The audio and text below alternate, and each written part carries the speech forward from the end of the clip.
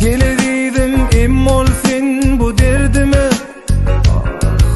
bu derdime melhem bol yandığını dön yeterini. Düşün bana sensizlikten doydum, yekelekte koydum.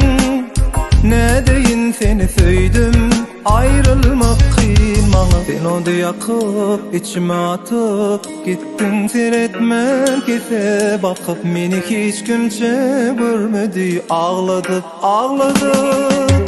Duysun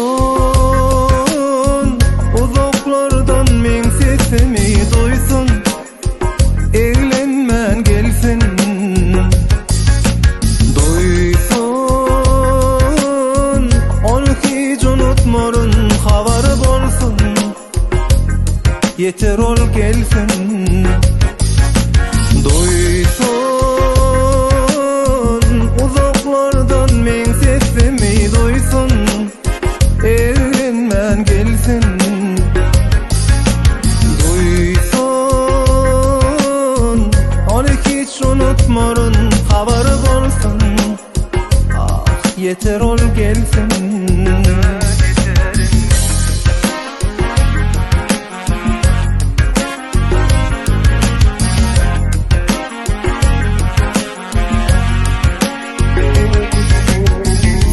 Yakıp içime atıp gittin, seyretmen kese bakıp. Meni hiç kimse görmedin, ağladık ağladık.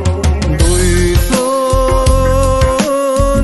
uzaklardan men sesimi, duysun evlenmen gelsin.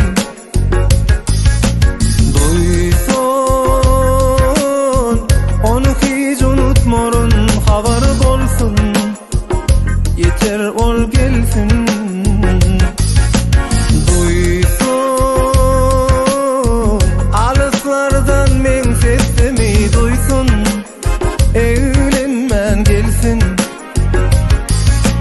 Duysun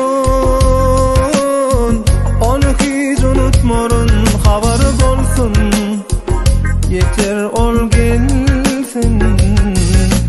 Duysun men sesimi.